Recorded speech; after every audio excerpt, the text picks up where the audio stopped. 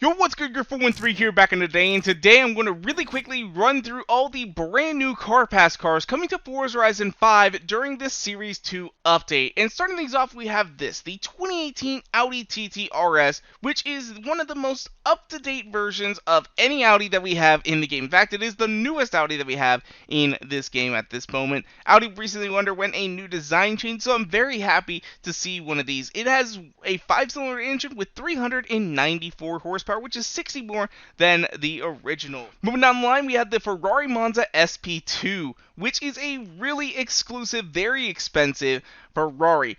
In fact, one of the few people who actually owns one of these is Gordon Ramsay. It has the same engine as the Ferrari 812 Superfast, but gets an additional 10 horsepower for a total of 799.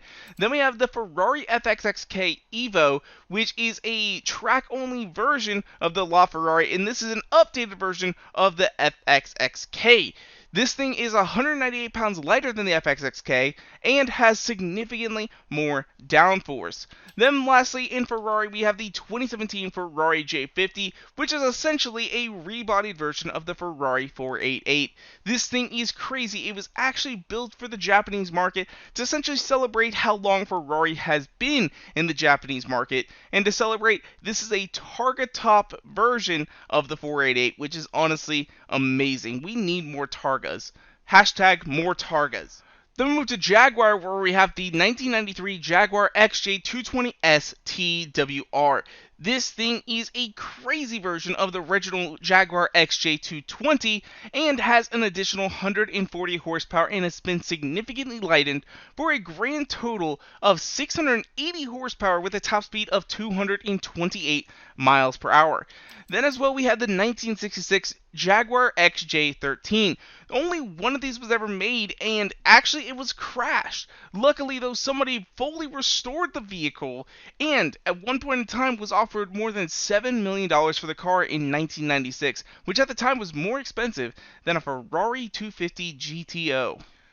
Then finally, we have our last brand, which is going to be Lamborghini, and to start things off, we have the 2020 Lamborghini Huracan Evo, which in my opinion, really we don't need it. It has some additional aerodynamics that are different from the standard Huracan and the Huracan Performante that we currently have in the game. However, though, it is essentially worse than a Performante. So the Performante has the same engine, but is lighter weight.